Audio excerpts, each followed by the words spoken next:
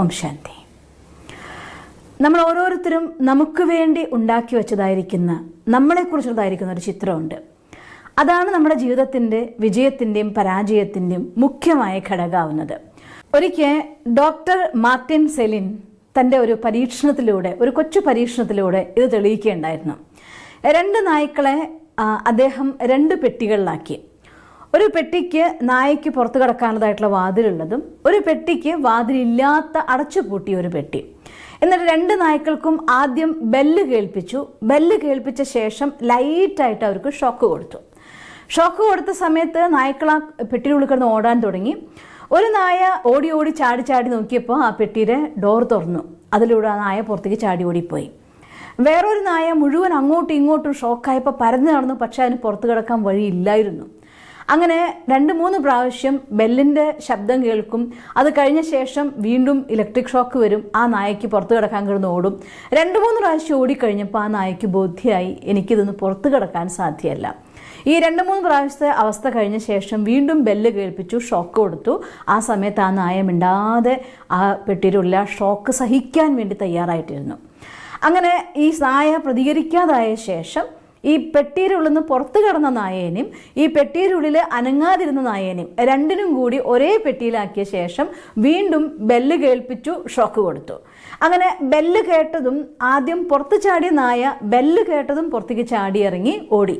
അതേസമയം ആ പെട്ടിയുടെ ഉള്ളിൽ പെട്ടിട്ട് ഷോക്ക് ഏറ്റിരുന്ന അനുഭവിച്ചിരുന്ന നായ ആ ബെല്ലിൻ്റെ ശബ്ദം കേട്ടതും, ഈവൻ ആ പെട്ടിക്കൊരു ഡോർ ഉണ്ട്, അതിന് പുറത്ത് കിടക്കണമെങ്കിൽ കടന്നു പോവാം, പക്ഷേ ആ നായ ഉടനെ തന്നെ ആ ഷോക്ക് സഹിക്കാനുള്ളതായിട്ടുള്ള രീതിയിലിരുന്നു. അപ്പം മറ്റേ നായ ബെല്ലടി കേട്ടതും കിടന്ന് ഓടാൻ തുടങ്ങി. ഷോക്ക് വന്നതും അത് പുറത്തേക്ക് ചാടി ഓടി രക്ഷപ്പെട്ടു. ഇത് കണ്ടുകൊണ്ട് ഈ നായ സ്വയം ഷോക്ക് സഹിച്ചുകൊണ്ടിരുന്നു. വീണ്ടും 2 നായ്ക്കളെ അതേ പെട്ടിയുള്ളിലാക്കിയ ശേഷം വീണ്ടും അത് ബെല്ല് കേൾപ്പിച്ചു, ഷോക്ക് കൊടുത്തു. ആദ്യത്തെ നായ ചാടിപ്പോയി, 2ാമത്തെ നായ കൂടെ ചാടി പുറത്തേക്ക് രക്ഷപ്പെട്ടു. ഇത് ശരിക്കും ഓരോരുത്തരും നമ്മുടെ മനസ്സിലുണ്ടാക്കുന്നതായിരിക്കുന്ന സെൽഫ് ഇമേജ്, അവനവനെ കുറിച്ചതായിട്ടുള്ള ചിത്രം എന്താണ്?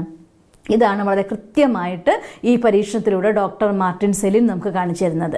എന്നുവെച്ചാൽ ഒന്നാമത്തെ കാര്യം, ജീവിതത്തിൽ എന്തെങ്കിലും സാഹചര്യങ്ങൾ ഉണ്ടാവുമ്പോൾ, നമുക്ക് ഇഷ്ടമില്ലാത്തൊരു സാഹചര്യത്തിലൂടെ കടന്നു പോകേണ്ടതായിട്ട് വരുമ്പോൾ, എന്തെങ്കിലും പ്രതികരിക്കേണ്ടതായിട്ടൊരു നിമിഷം വരുമ്പോൾ സ്വാഭാവികമായിട്ടും എല്ലാവരും അതിനെ പ്രതികരിക്കാനായിട്ട് നോക്കും, രക്ഷപ്പെടാൻ നോക്കും, എങ്ങനെയാണ് കഴിച്ചില്ലാവേണ്ടതെന്ന് നോക്കും.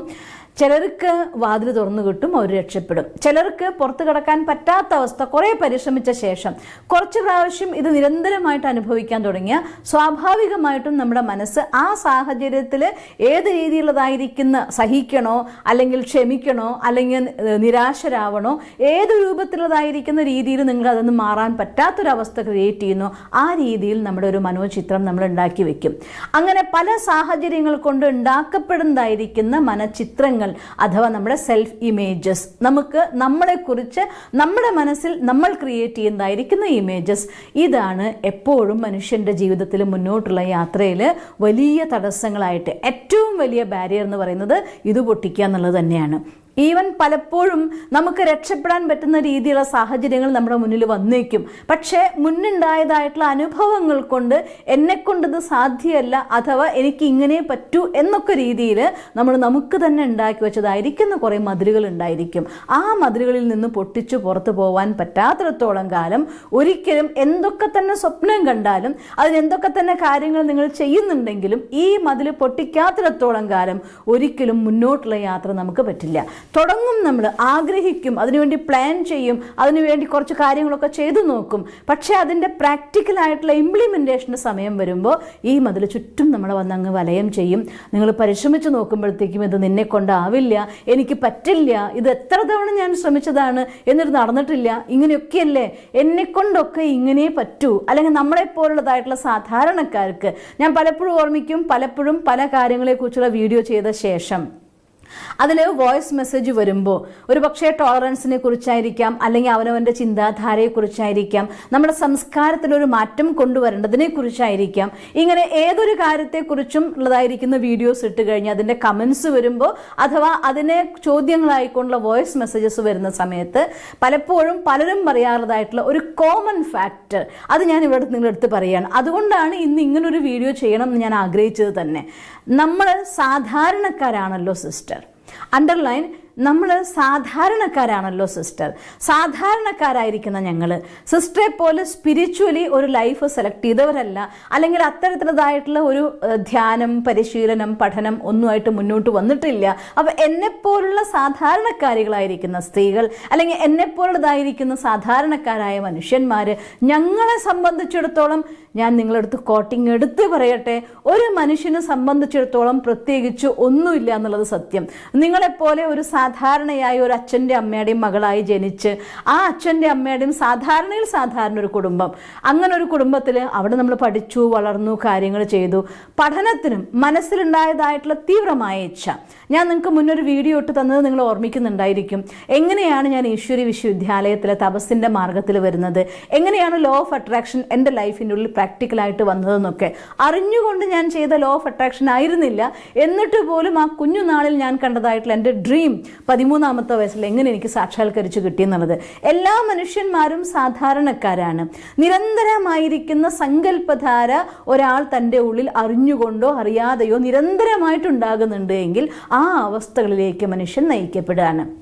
അതുകൊണ്ടാണ് ചില സ്ത്രീകളുടെ അച്ഛന്മാർ ഭയങ്കര മദ്യപാനികളാണ്.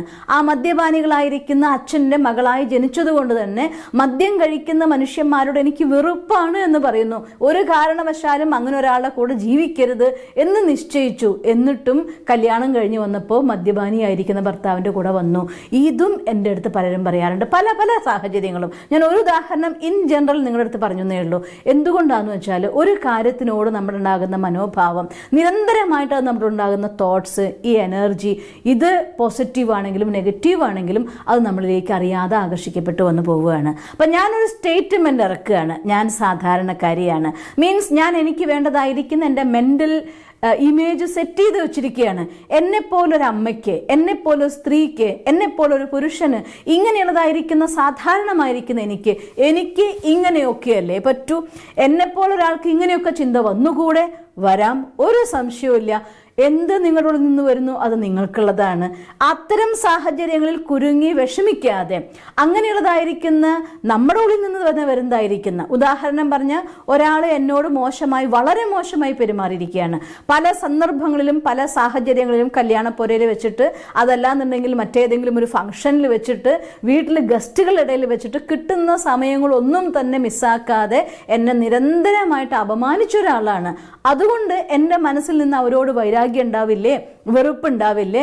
തീർച്ചയായിട്ടും ഉണ്ടാവും. ഒരു കാര്യം മനസ്സിലാക്കേണ്ടത്, അതുണ്ടാകും എന്ന് ഞാൻ നിശ്ചയിക്കുന്നുവെങ്കിൽ ഉണ്ടാകും.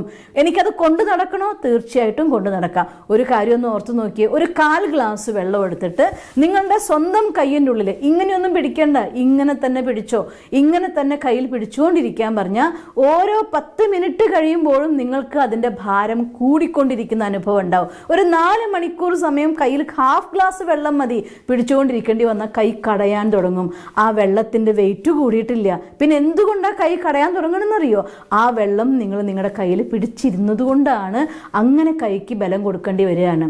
ഇത് വെള്ളത്തിൻ്റെ കാര്യത്തിൽ ഭാരം കൂടുന്നുണ്ടെങ്കിൽ നിങ്ങളുടെ മനസ്സിൻ്റെ കാര്യത്തിൽ ഇതിൽ പല മടങ്ങ് ഭാരം കൂടിക്കൊണ്ടേയിരിക്കും. അപ്പം എന്നോട് ഒരാൾ മോശമായി പെരുമാറിയതിൻ്റെ പേരിൽ ഞാൻ എൻ്റെ ഉള്ളിൽ ദേഷ്യവും അവരോടതായിരിക്കുന്ന വൈരാഗ്യവും വെറുപ്പും അമർഷവും ഒക്കെ ഉണ്ടാവും. ഉണ്ടായിക്കോട്ടെ, നിങ്ങളത് നിങ്ങളുടെ മനസ്സിൻ്റെ ഉള്ളിൽ കൊണ്ട് നടക്കണോ? എന്നാൽ തീർച്ചയായിട്ടും ആ രീതിയിലുള്ള സെൽഫ് ഇമേജ് നിങ്ങൾക്ക് നിങ്ങളെക്കുറിച്ച് ക്രിയേറ്റ് ചെയ്യാൻ പറ്റൂ. ഉള്ളിൽ നിറച്ച് നെഗറ്റീവ് ആണെങ്കിൽ ഒരിക്കലും പോസിറ്റീവായിട്ടൊരു കാര്യം ഉണ്ടാക്കാൻ പറ്റില്ല. ചീഞ്ഞ് നാറുന്ന സാധനങ്ങളിൽ നിന്ന് ഒരിക്കലും നിങ്ങൾക്ക് സുഗന്ധം ഉണ്ടാക്കാൻ പറ്റില്ല. ചീഞ്ഞു നാറുന്ന സാധനങ്ങളിൽ നിന്ന് ദുർഗന്ധവും കീടങ്ങളെ ഉണ്ടാവൂ. നമ്മുടെ മനസ്സിൻ്റെ ഉള്ളിലാണ് ആ ചീഞ്ഞു നാറുന്നതെങ്കിൽ അതെന്ത് കാരണം കൊണ്ടുണ്ടായി എങ്കിൽ പോലും ചീഞ്ഞു നാറുന്നത് എൻ്റെ ഉള്ളിലാണെങ്കിൽ അതിൽ നിന്ന് ദുർഗന്ധം ഉണ്ടാവുള്ളൂ. അതുകൊണ്ട് നമ്മൾ സ്വയം നിശ്ചയിക്കണം, ഞാൻ എൻ്റെ ഉള്ളിലെ ഈ ദുർഗന്ധവും ഈ കീടങ്ങളെയും ഞാൻ കൊണ്ട് നടക്കണോ അതോ അതിനെനിക്ക് വേണ്ടാന്ന് വെക്കണോ? അത് നിങ്ങളുടെ സ്വന്തം തീരുമാനമാണ്. അവിടെ ഞാൻ സാധാരണക്കാരനാവണോ സ്പെഷ്യൽ ആവണോ അത് നിങ്ങൾക്കുള്ള ചോയ്സ് ആണ്, നിങ്ങൾക്ക് സെലക്ട് ചെയ്യാവുന്നതാണ്. അതുകൊണ്ട് ആ കാര്യത്തെ മാറ്റിവെച്ചുകൊണ്ട് എല്ലാവരും അനുഭവിക്കുന്ന ദുഃഖത്തിൻ്റെയും അശാന്തിയുടെയും ടെൻഷൻ്റെയും വൈരാഗ്യത്തിൻ്റെയും വെറുപ്പിൻ്റെയും പ്രതികാരത്തിൻ്റെയും ലോകത്ത് ജീവിച്ചാൽ മതിയോ? Your choice. അതല്ല, എൻ്റെ മനസ്സിൻ്റെ ഉള്ളിൽ ടെൻഷൻ വേണ്ട, നിരാശ വേണ്ട, വൈരാഗ്യം വേണ്ട, വെറുപ്പ് വേണ്ട, പ്രതികാരം വേണ്ട.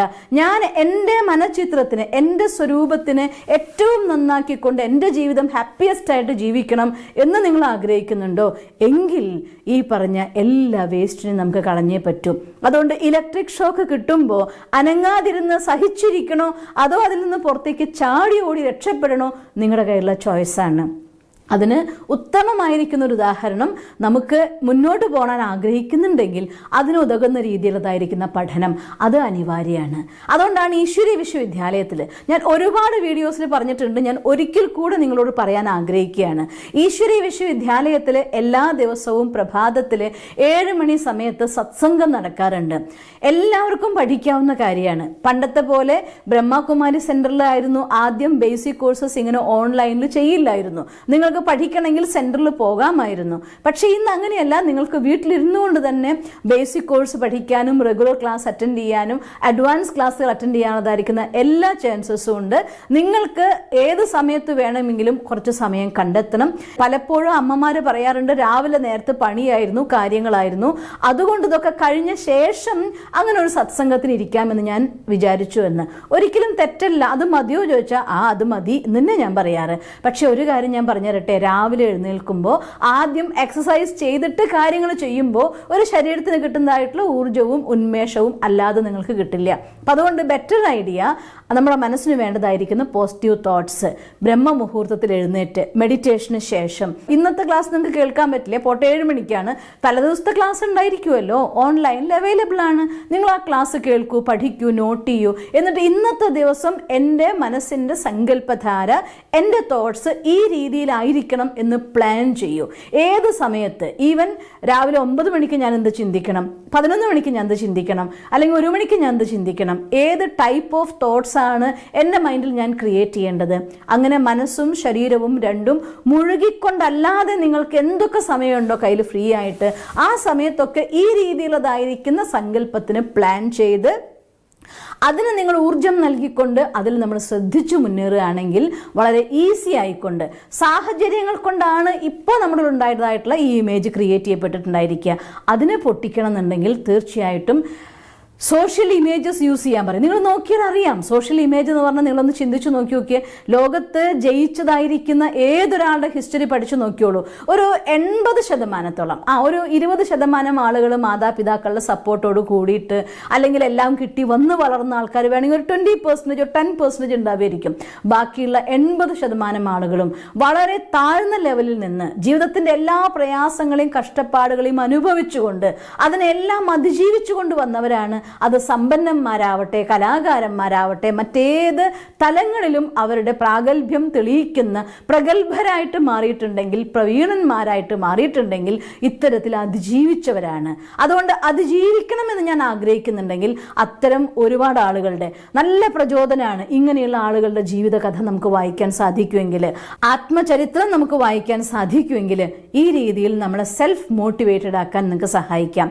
ഇനി ഇതൊന്നുമല്ല എന്നുണ്ടെങ്കിൽ സ്വയം ഭഗവാന്റെ ഡയറക്റ്റ് മോട്ടിവേഷനാണ് നിങ്ങൾക്ക് മോർണിംഗ് ക്ലാസ്സസിലൂടെ അവൈലബിൾ ആകുന്നത്.